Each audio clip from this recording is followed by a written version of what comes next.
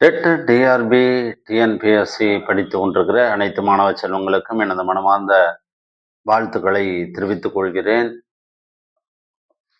ஒரு நாளைக்கு ஒரு நிமிடமாவது சிரியுங்கள். அந்த நாளும் உங்களுடைய வாழ்வியலும் சுகமாக மாறுவதற்கு. இன்றைய தினம் 17 கீழ்கணக்கு நூல்களில் அகநூல்கள் என்று சொல்லக்கூடிய கார் 40, ஐந்திணை 50, ஐந்திணை 70, திணைமொழி 50, திணைமாலை 150, கைநிலை இவை இந்த 6 நூல்கள் அகநூல்கள் என்று அழைக்கப்படும்.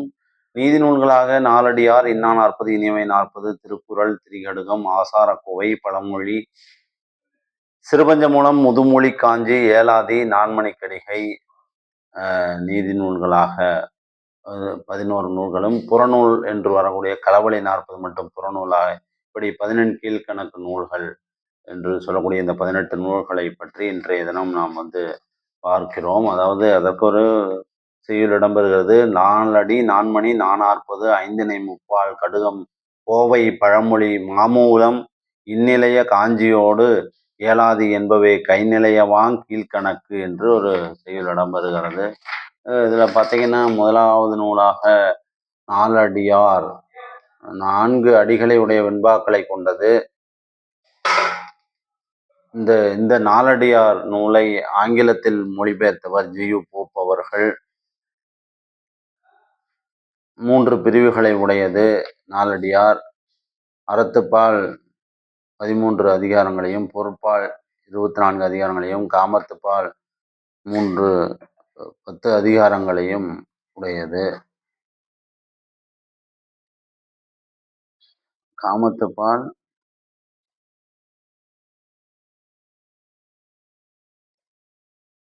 3 அதிகாரங்கள், 400 பாடல்களை கொண்டது. சமண முனிவர்களால் பாடப்பட்டது. இந்த சமண முனிவர்கள் 8000 பேர் கிட்டத்தட்ட வடநாட்டிலிருந்து பஞ்சம் பிழைப்பதற்காக பாண்டிய நாட்டிலே குடியேறினார்கள். இங்கு வளம் குன்றிய பொழுது மீண்டும் இந்த வரலாறை நான் பிறகு சொல்லுகிறேன். அதன் பிறகு நான்மணிக்கடிகை, கடிகை என்றால் துண்டம் என பொருள். 4 மணிகளால் ஆன துண்டங்கள் இணைந்த மாலை போன்று ஒவ்வொரு வெண்பாவிலும் 4 நீதி கருத்துக்களை கொண்டிருப்பது. இந்த நூலின் ஆசிரியர் விளம்பி நாகனார்.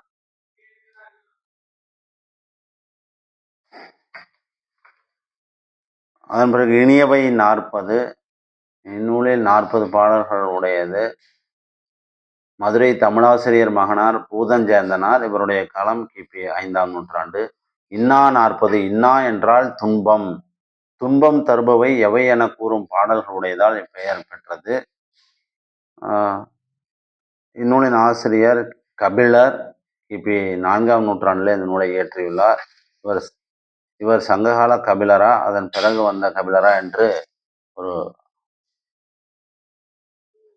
ஒரு ஐயப்பாடு நிலவி வருகிறது.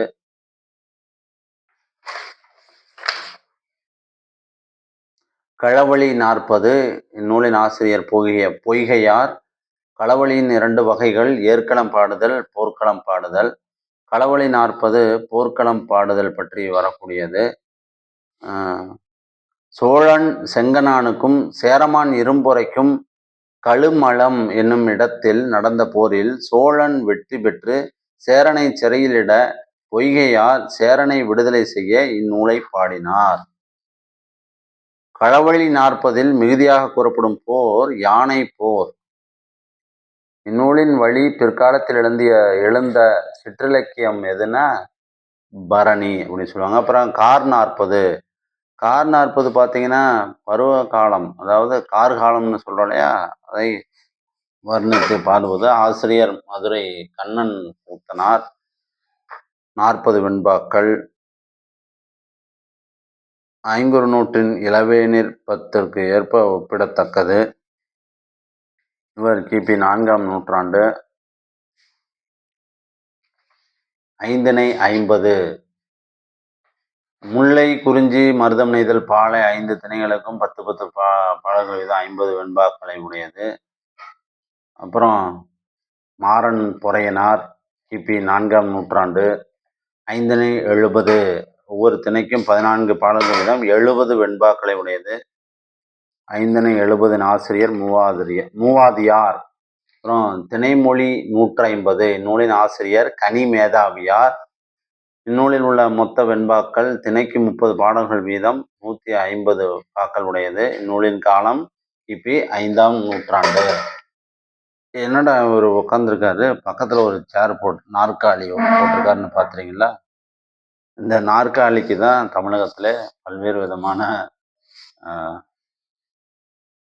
விதமான போட்டிகள் நடந்து கொண்டிருக்கிறது தமிழ் சூழலிலே, தமிழகத்திலே.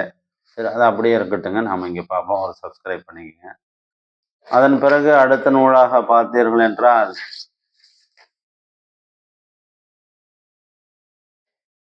திணைமாலை 50. இந்நூலின் ஆசிரியர் கண்ணன் சேந்தனார்.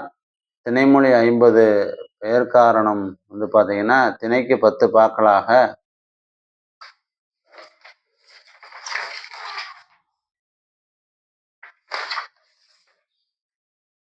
இடம்பெறக்கூடியது. அதன் பிறகு உலகத்திலே மிக உயர்ந்த குறுகிய அடிகளை கொண்டு உலகமே வியந்து பார்க்கக்கூடிய ஒரு இலக்கிய படைப்பு எதுவென்றால், 2 அடிகளில் மிகச்சிறந்த இலக்கியமாக திருக்குறளை நாம் இங்கு பார்ப்போம். திருக்குறள் அனைவருக்கும் தெரியும், திருவள்ளுவரால் இயற்றப்பட்டது. திருவள்ளுவரினுடைய வேறு பெயர்களாக நாயனார், தேவர், முதற்பாவலர், தெய்வப்புலவர், நான்முகனார், மாதானுபங்கி, சென்னா போதர்.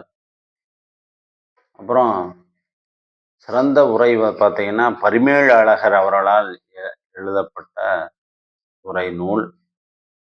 திருக்குறளின் வேறு பெயர்களாக திருவள்ளுவம், பொய்யாமொழி, முப்பால், தெய்வநூல், உத்தரவேதம், வாயுரை வாழ்த்து, தமிழ்மறை, பொதுமறை ஆகியவற்றை இடம்பெறக்கூடியது. அறத்துப்பாலாக 38 அதிகாரங்களும் இதில் இல்லறவியல், துறவரவியல், ஊழியல், பொருட்பால அரசியல், அங்கவியல், ஒளிபு இயல் 70 அதிகாரங்கள், காமத்துப்பால களவியல், கற்பியல் 25 அதிகாரங்கள், ஆக மொத்தம் 133 அதிகாரங்கள். இதில் எப்படி டிஆர்பியில் வினா கேட்பாங்கன்னா, ஒரு திருக்குறளை கொடுத்து விட்டு எந்த இயலில் இடம்பெற்றிருக்கிறது, இல்லறவியலா, துறவியலா, ஊழியலா என்று கேட்பதற்கு வாய்ப்பு இருக்கிறது.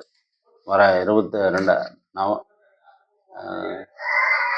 அக்டோபர் மாதம் நடைபெறக்கூடிய டிஆர்பி தேர்வில் அந்த மாதிரி வினாக்கள் கேட்பதற்கு வாய்ப்பு இருக்கிறது.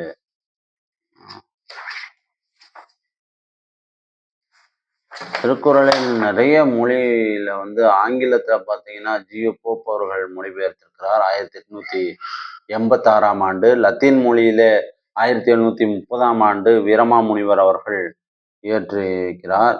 பிரெஞ்சில் ஏரியல், ரஷ்யன் யூரோ இல்லாசவ், அப்புறம் பார்த்தீங்கன்னா சிங்களம் 1961 மிசிகாமி அம்மையார். அதாவது திருக்குறளை இன்னொரு மொழிக்கு மொழிபெயர்த்தவர்கள், வேறு நாட்டில் இருக்கக்கூடிய மொழி பேசக்கூடிய மக்களும் அறிந்து கொள்ள விதத்தில் மொழிபெயர்த்துள்ளவர்கள். சமஸ்கிருதத்தில் 1922ஆம் ஆண்டு அப்பா தீட்சிதர் அவர் வந்து சமஸ்கிருதத்தில் திருக்குறளை மொழிபெயர்த்திருக்கிறார். 1961 ஸ்ரீராமதேசிகன். அப்புறம் இந்தி மொழியில் பிடி ஜெயின் 1952, 1958 சங்கரராஜு நாயுடு, 1964 வேங்கடகிருஷ்ணன். மராத்தி மொழியில் பிஎஸ் சேன், குஜராத்தில் நைனி மோகன் சன்யால் அப்படிங்கிறவர் 1937 எழுதியிருக்கிறாரு. அஸ்ரல் சுகர்வேடி அப்படிங்கிறவர் உருது மொழியில் 1763 ஏற்றிருக்கிறாங்க. அதாவது மொழிபெயர்த்திருக்காங்க உருது மொழியில். மலையாளத்தில் பார்த்தீங்கன்னா பெருநள்ளி கிருஷ்ணவத்தியான் அப்படிங்கிறவர் 1894 திருக்குறளை வந்து மலையாள மொழிக்கு வந்து மொழிபெயர்த்திருக்கிறார். அதிலே 1915 கோவிந்தம் பிள்ளை, 1951 தாமோரம் பிள்ளை, 1957 கோபால குரூப் வெண்ணிக்குளம், 1963 பாஸ்கரன் நாயர் ஆகியோர்கள்லாம் மலையாள மொழியில் திருக்குறளை மொழிபெயர்த்திருக்கிறார்கள். கன்னடத்தில் எல் குண்டப்பா, தெலுங்கில் வைத்தியநாதா நரசிம்ம நாயுடு, இப்படி பல்வேறு மொழிகளில் அந்த ஆசிரியர்கள் மொழிபெயர்த்திருக்கிறார்கள். பிறகு திரிகடுகம் ஆசிரியர் நல்லாதனார். சுக்கு, மிளகு, திப்பிலி ஆகிய 3 மருந்து பொருட்களும் சேர்ந்தது. திரிகடுகம். இதனுடைய தொடர்ச்சி பிறகு பார்ப்போம். சப்ஸ்கிரைப் பண்ணிக்கோங்க, ஷேர் பண்ணிக்கோங்க. நன்றி, வணக்கம். உங்கள் நாமக்கல் நதி.